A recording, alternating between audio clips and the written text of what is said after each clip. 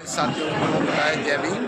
आज Sahibabad police station के पास में डॉक्टर अम्बेडकर भवन है, जिसमें पहली बार आया हूँ और माननीय बहन जी के आदेश पर यहाँ लखनऊ चलो अभियान माननीय साहब काशीराम को पुष्पांजलि अर्पित करने के लिए देश के कोने कोने से बहुजन समाज पार्टी के पदाधिकारी, सभी सम्मानित साथी, ज़्यादा से ज़्यादा यूथ 9 तारीख को लखनऊ में प्रेरणा स्थल पर माननीय बहन जी जनसभा को संबोधित करेंगे।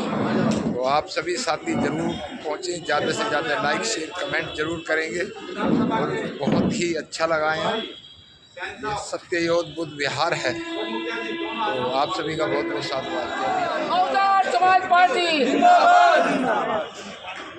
बहुजन समाज पार्टी बहन कुमारी मायावती, बहन कुमारी मायावती, बहुजन समाज पार्टी, बहुजन समाज पार्टी।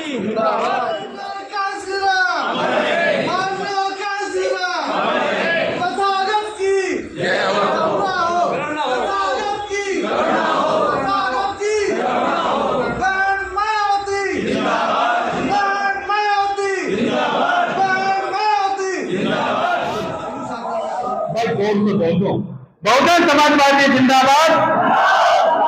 बहन जी संघर्ष करो, बहन जी संघर्ष करो।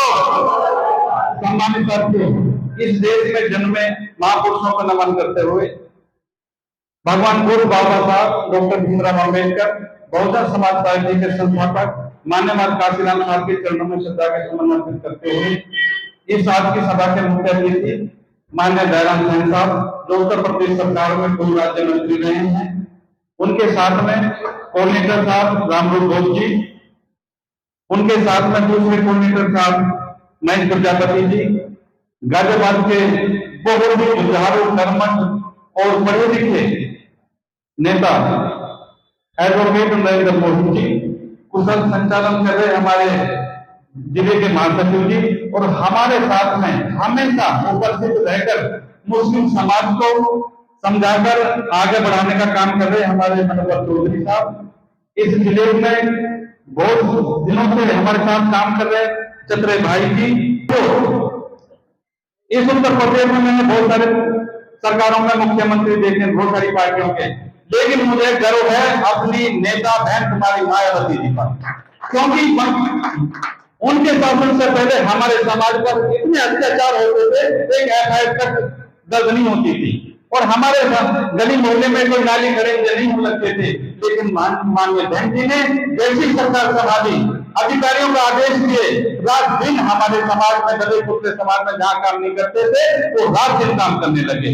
और साथियों, माननीय बहन जी ने शिक्षा के क्षेत्र में हमारे उत्तर प्रदेश में कॉलेज बनाई और स्वास्थ्य के क्षेत्र में हॉस्पिटल बने और हमारे जो नौजवान थे उनको रोजगार दिए।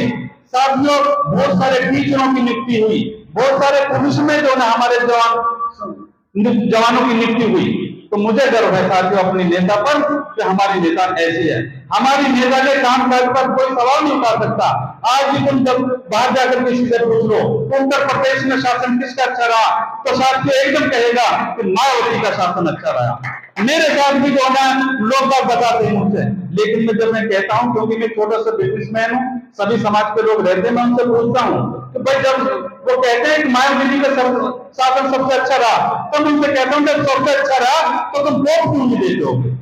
तो साथियों, जातिवाद की बात आती है।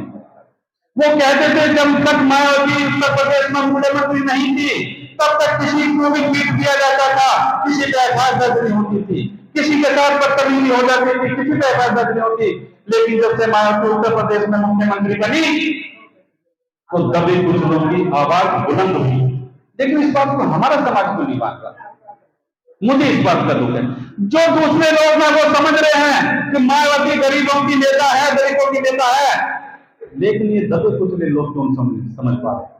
साथियों, आज उत्तर प्रदेश में वाल्मीकि से लेकर ब्राह्मण तक हर धर्म का, हर समाज का आज ये सोच रहा है किसी भी तरह मायावती की सरकार आ जाए, क्योंकि चारों तरफ उत्पीड़न हो रहा है। साथियों, यदि सर्व समाज सोच रहा है तो हमें सबको साथ देने की जरूरत है। उसी के लिए माननीय बहन जी ने 9 अक्टूबर को लखनऊ में माननीय काशीराम साहब के परिनिर्वाण दिवस पर एक बहुत बड़ी रैली बुलाई है। बहन जी ने कहा है कि लखनऊ में आज तक बहुजन समाज पार्टी से बड़ी रैली कोई नहीं हुई, लेकिन अब की बार इतनी बड़ी रैली होनी चाहिए कि जितनी भी रैली अब तक हुई है हम लोग उन सभी का रिकॉर्ड तोड़ना है। ये हमारे उत्तर प्रदेश की 2027 का सेमी इलेक्शन है साथियों। यदि आपकी रैली अच्छी हुई तो लोगों के कान हो जाएंगे, अब बसपा को कोई नहीं रोक सकता। और यूट्यूबर उन्होंने जितने भी हैं चैनल, उन्होंने सबने दिखाना चालू कर दिया है।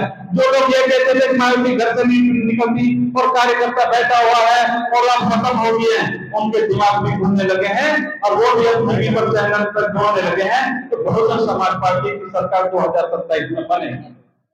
तो साथियों, हमारा पूरा जो जिले की टीम, मुख्य कोऑर्डिनेटर, जिला अध्यक्ष, हम सब लोग आपको यही निवेदन करने आए हैं कि 9 तारीख को इतनी ज्यादा से ज्यादा संख्या में हमें करना है कि जो हमारे दूर के प्रतिद्वंदी लोग बैठे हैं उनके दिमाग ही खुल जाए।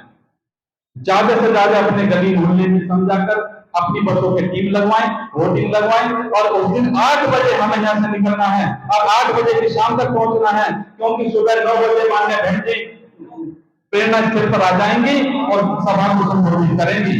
मैं ज्यादा बात ना कहकर अपना पूरा समय हमारे जो कोने के साथ उनको देता हूँ। जय हिंद, जय भारत, सदा संघर्ष करो, संघर्ष करो।